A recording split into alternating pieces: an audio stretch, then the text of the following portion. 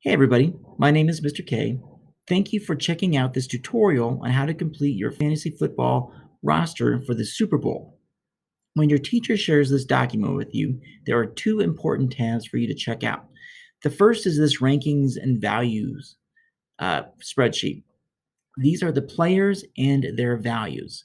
There are six positions that you need to fill, and you have a $100 budget to do so. There's a couple strategies that you could use.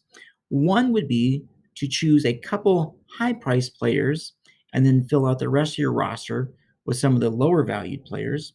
Another strategy would be to figure out what the average value could be and then choose players that fit within that range. Now, the categories are quarterback, running back, wide receiver, tight end, kicker, and team defense. The second sheet that you're going to see is your actual roster. Now, some of this roster you're going to complete before the Super Bowl, and some of this roster you're going to complete after the Super Bowl. You're going to do your team name and who is in your team. Then you're going to put in your players that you chose and their value. That's all you're going to do before the Super Bowl. After the Super Bowl is completed, I'm going to complete a new spreadsheet that has all the statistics for the Super Bowl.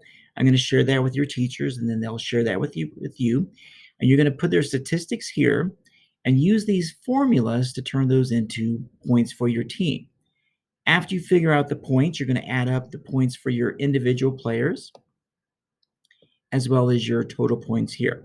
Now remember, do not go over your $100 budget or else your roster might be invalid.